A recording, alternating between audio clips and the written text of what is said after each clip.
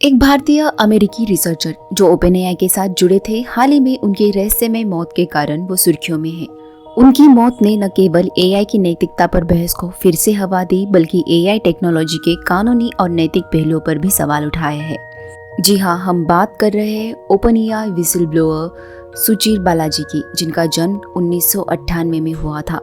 सुचीर ने 2021 में कैलिफोर्निया विश्वविद्यालय बर्कले से कंप्यूटर साइंस में स्नातक डिग्री हासिल की थी।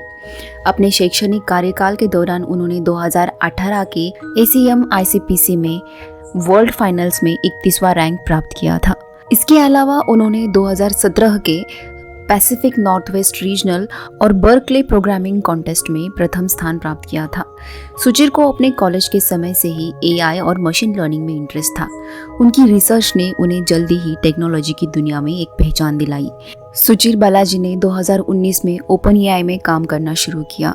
उनके 4 वर्षों के कार्यकाल में उन्होंने ओपनएआई, ChatGPT जैसे मॉडलों के डेवलपमेंट में महत्वपूर्ण भूमिका निभाई। लेकिन जल्द ही बालाजी ने महसूस किया कि ओपनएआई में सब कुछ सही नहीं हो रहा था।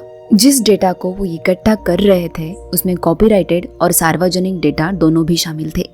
उन्होंने महसूस किया कि लार्ज लैंग्वेज मॉडल के डेवलपमेंट के लिए नियमों का उल्लंघन किया जा रहा है और बालाजी ऐसी तकनीक का हिस्सा नहीं बनना चाहते थे जो समाज को हानि पहुंचाए। हालांकि उन्होंने 2023 में कंपनी की कुछ प्रथाओं के खिलाफ आवाज उठाना शुरू किया। उनका कहना था कि ओपनएआई कॉपीराइटेड सामग्री का अवैध रूप से उपयोग कर रहा है और ये नैतिकता के खिलाफ है।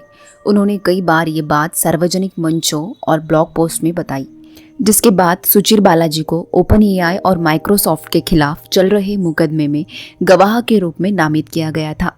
और बालाजी अकेले नहीं थे जिन्होंने ये दावा किया था, बल्कि अमेरिका और कनाडा के कई प्रमुख समाचार प्रकाशकों ने ओपनएआई और माइक्रोसॉफ्ट पर मुकदमे दायर किए थे, जिनका दावा था कि ओपनएआई ने बहुत सारे आर्टिकल्स का उपयोग करके ऐसे चैटबॉट तैयार किए हैं जो ट्रस्टेड न्यूज़ सोर्सेज को कंपटीशन दे रहे हैं। और इस बात पर ओपनएआई ने कहा था कि उनकी पॉलिसी फेयर यूज़ के सिद्धांतों और कानूनी प्रावधानों का पूरी तरह से पालन करती है। इन खबरों के चलते ही उनके फ्रेंड्स कुछ दिनों से सुचीर के साथ संपर्क नहीं कर पा रहे थे। लेकिन जब पुलिस ने उनके सैन फ्रांसिस्को के अपार्टमेंट का दरवाजा तोड़ा तो उनका शरीर मृत अवस्था में मिला। अधिकारियों ने इसे आत्महत्या घोषित किया और उनके शरीर पर किसी भी तरह से कुछ गड़बड़ी वाले निशान नहीं मिले थे। बालाजी के करीब दोस्तों और परिवार का कहना है कि वो कंपनी के भीतर और बाहर दोनों जगह मानसिक तनाव का सामना कर रहे थे।